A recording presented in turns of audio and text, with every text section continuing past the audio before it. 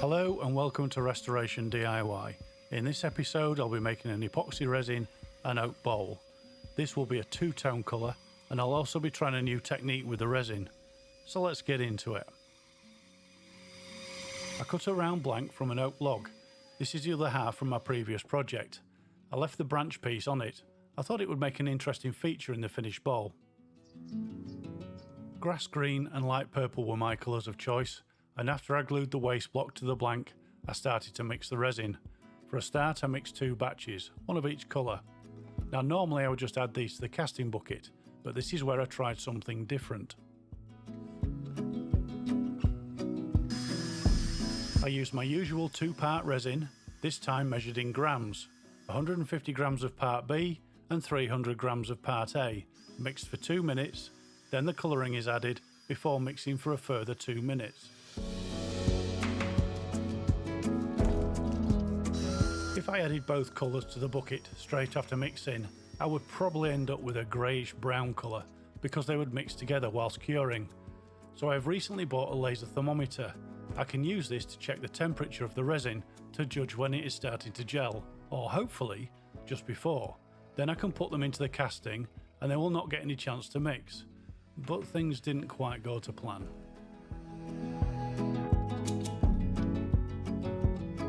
I decided to put the resin in the vacuum pot whilst it was heating up. After this, I kept on checking the resin temperature. I was looking for a significant increase in temp. This would signal the start of the curing process.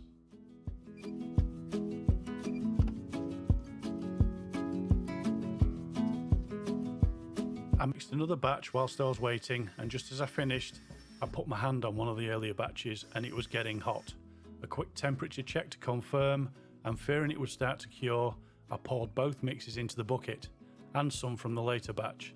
Then I used the vacuum pot once more to draw the resin into the oak blank.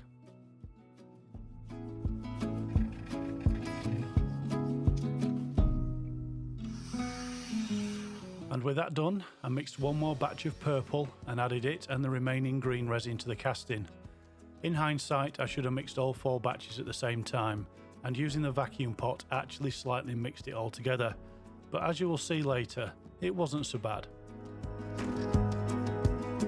I put it in the pressure pot, screwed the lid down tight, then added 50 to 55 psi and left it overnight to cure.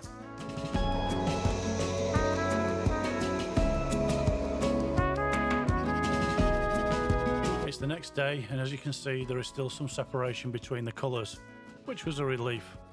I cut off the excess from the waste block and the oak blank, then I marked the centre and drilled an 8mm hole to mount it to the lathe using a wood worm screw held in the chuck jaws.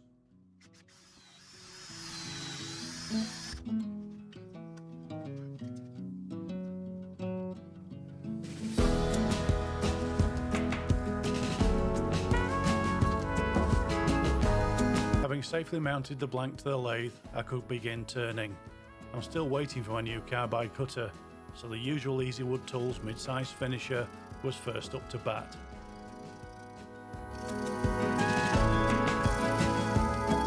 To begin with, I just needed to get the blank to round, so the lathe speed is around 700 RPM. At this speed, there was minimal vibration and the cutter was removing a steady stream of resin ribbons.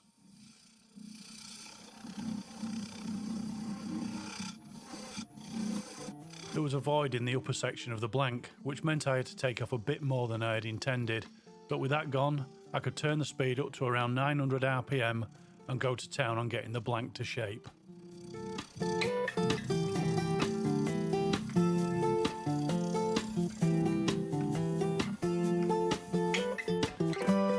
The next task was to remove more of the resin to expose the oak. This would help me define the final design. I was trying to resist, but the more I got into it, the more I realised it would be another pedestal bowl. I felt this would be the best shape to show off the oak and the colours in the epoxy resin.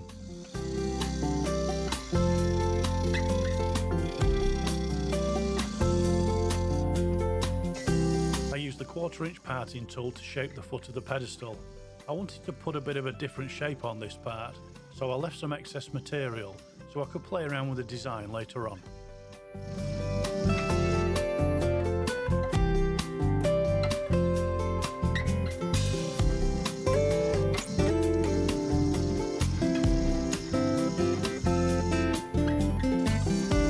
freshly sharpened bowl gouge to start shaping the pedestal cutout. This was mostly oak, so the gouge had no problems removing the required material. The lathe speed is around 900 RPM.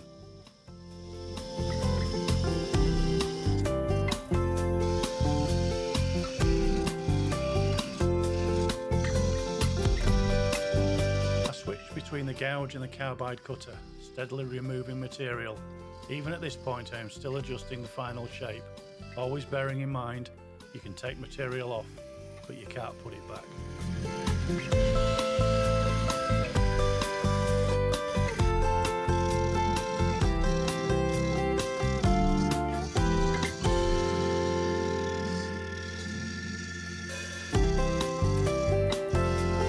I added a curved step detail to the pedestal and continued to refine the shape, blending and fairing the surface from top to bottom.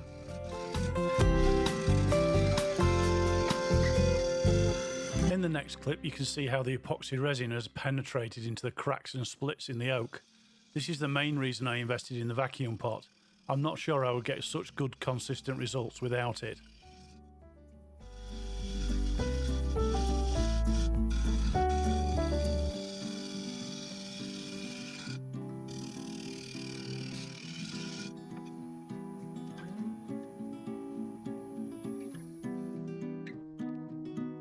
The final go with a large negative rake scraper and the outer surface was finished. Then I moved on to forming the mortise in the base.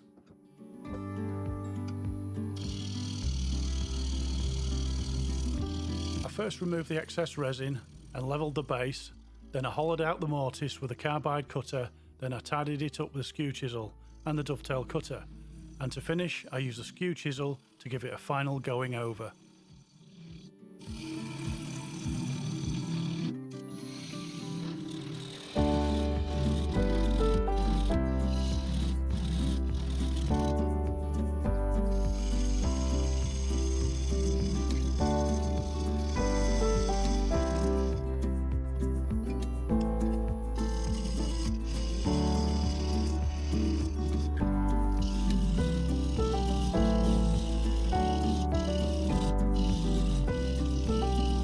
Quick check to make sure it was nice and flat, and it was time for sanding from 80 to 3000 grit. This was done with a lathe speed of around 1000 RPM. Quickly moving on to the finishing, I cleaned down with denatured alcohol and applied sanding sealer, denibbed with a non-abrasive Scotch pad, followed by a coat of Yorkshire grit cleaned off with paper towel.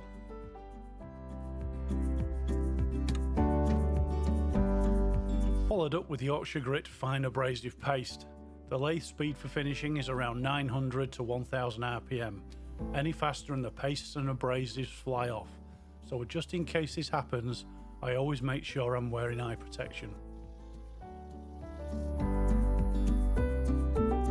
Nova's fine abrasive paste was up next, cleaned away to leave a deep shine.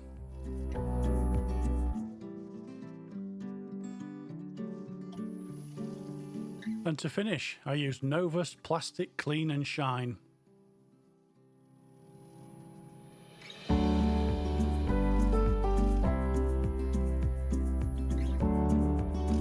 And so with the bowl turned around and remounted in the 4-jaw chuck using the mortise, I began hollowing out the bowl. This was done with a lathe speed of around 900 RPM. I hope you're enjoying this video, and if you are, could I ask you to give it a thumbs up and subscribe, and also drop a comment in the comments section. It's always good to hear from my viewers and answer the questions. And so, with that said, the next bit is fairly straightforward, so I'll be back in a couple of minutes.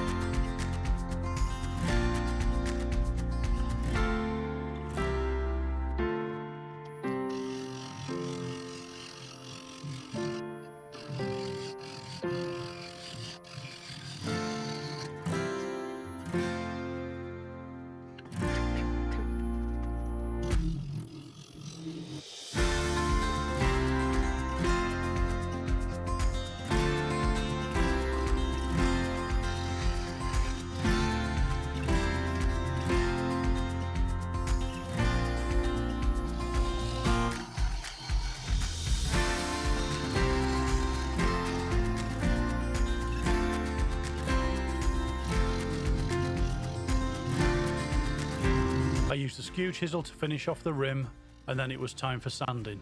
Same as before, from 80 to 3000 grit.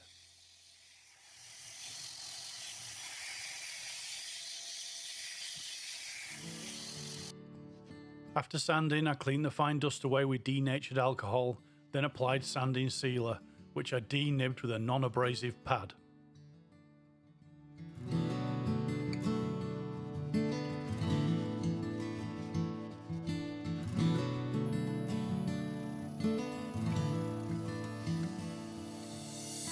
Yorkshire grit was next, to remove any of the heavier scratches left by the sanding, and also to add a bit of finish to the oak.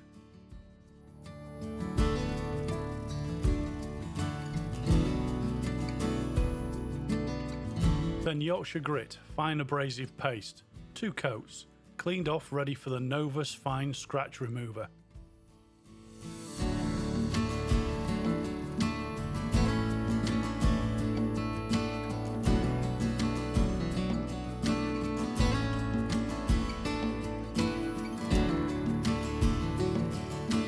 And after the fine scratch remover, I finished it off with Novus Plastic Clean and Shine.